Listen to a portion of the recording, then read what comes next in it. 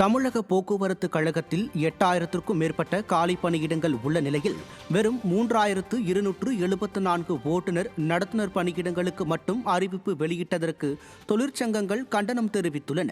போக்குவரத்து துறையில் ஓட்டுநர், நடத்துனர், பொறியாளர், தொழில்நுட்ப பணியாளர் உள்ளிட்ட 8000க்கும் அதிகமான காலி பணியிடங்கள் உள்ளதாக தொழிற்சங்கங்கள் தெரிவிக்கின்றன.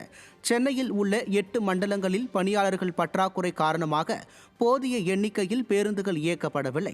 குறிப்பாக 3200 பேருந்துகளுக்கு பதிலாக 2700 பேருந்துகள் மட்டுமே இயங்குகிறது. ஸ்டாலின் அரசு தேர்தல் அறிக்கையில் TNPSC மூலம் மட்டுமே பணியாளர் தேர்வு செய்யப்படும் என அறிவித்த நிலையில் பழைய முறையில் தேர்வு செய்யப்பட இருப்பதற்கு தொழிற்சங்கங்கள் கடும் விமர்சனம் தெரிவித்துள்ளது. குறைந்த ஊதியம், பணிச்சுமை ஆகியவற்றின் காரணமாக தற்காலிக ஊழியர்கள் பணிக்கு வர மறுத்ததால் ஸ்டாலின் அரசு இந்த அறிவிப்பு வெளியிட்டுள்ளதாக தொழிற்சங்கங்கள் கருத்து தெரிவிக்கின்றன. தஞ்சாவூர் மாவட்டம் பாபநாசம் பகுதியில் கரும்பில் நோய் தாக்குதலால் சாகுபடி செய்த விவசாயிகள் கவலையடைந்துள்ளனர். கபிஸ்தலம், உம்லாபாடி, வீரமாங்குடி, சோமேஸ்வரபுரம், கணபதி அக்ரஹாரம் உள்ளிட்ட சுற்றுவட்டார பகுதிகளில் ஏற்கனவே ஆயிரக்கணக்கான ஏக்கரில் கரும்பு சாகுபடி செய்து வந்த நிலையில் தற்போது நூற்றுக்கணக்கான ஏக்கரில் மட்டும் விவசாயிகள் கரும்பு சாகுபடி செய்து வருகின்றனர். இந்நிலையில் கரும்பில் மஞ்சள் நோய்கள் பாதிப்பு ஏற்பட்டு விளைச்சல் கடுமையாக பாதிக்கப்பட்டுள்ளதால் முதலீடுகளை கூட எடுக்க முடியாமல் விவசாயிகள் தவித்து வருவதாகவும், பாதிக்கப்பட்ட கரும்பு வயல்களை விவசாய அறிவியல் விஞ்ஞானிகள் நேரில் பார்வையிட்டு ஆய்வு மேற்கொள்ள வேண்டும் எனவும், நவீன புதிய கரும்பு ரகங்களை அறிமுகம் செய்ய வேண்டும் எனவும், பாதிக்கப்பட்ட கரும்பு விவசாயிகளுக்கு தமிழக அரசு உரிய நிவாரணம் வழங்க வேண்டும் எனவும் விவசாயிகள் கோரிக்கை விடுத்துள்ளனர்.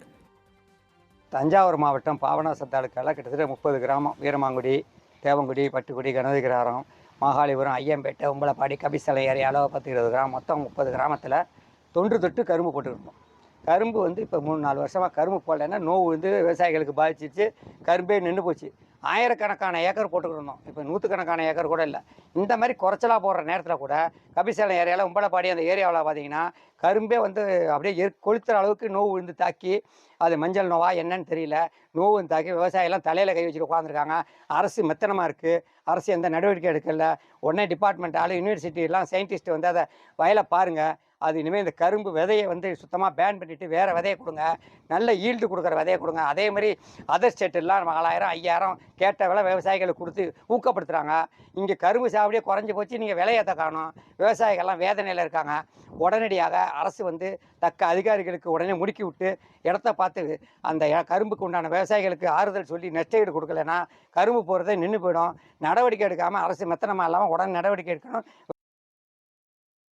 தமிழகத்தில் வருகிற 25ஆம் தேதி வரை லேசான மழைக்கு வாய்ப்பு இருப்பதாலும் வெப்பநிலை இயல்பை விட 2 முதல் 3 டிகிரி செல்சியஸ் அதிகமாக இருக்கக்கூடும் என சென்னை வானிலை ஆய்வு மையம் தெரிவித்துள்ளது. தென்னிந்திய பகுதிகளில் மேல் வளிமண்டல கீழடுக்கு பகுதிகளில் கிழக்கு மற்றும் மேற்கு திசை காற்று சந்திக்கும் பகுதி நிலவுகிறது. இதனால் வருகிற 25ஆம் தேதி வரை தமிழகத்தில் ஓரிரு இடங்களிலும், புதுவை மற்றும் காரைக்கால் பகுதிகளிலும் இடி மின்னலுடன் கூடிய லேசானது முதல் மிதமான மழை பெய்யக்கூடும் எனவும், வெப்பநிலை 2 முதல் 3 டிகிரி அதிகரித்து காணப்படும் என தெரிவிக்கப்பட்டுள்ளது. சென்னையை பொறுத்தவரை அதிகபட்ச வெப்பநிலை 34 முதல் 35 டிகிரி செல்சியஸ் ஒட்டியும் இருக்கக்கூடும் என வானிலை ஆய்வு மையம் தெரிவித்துள்ளது. மேலும் கடந்த 24 மணி நேரத்தில் அதிகபட்சமாக தென்காசி, செங்கோட்டையில் 4 சென்டிமீட்டர் மழை பதிவாகியுள்ளது. அதிகபட்ச வெப்பநிலை கரூர், பரமத்தியில் 37 டிகிரி செல்சியஸ் பதிவாகியுள்ளது.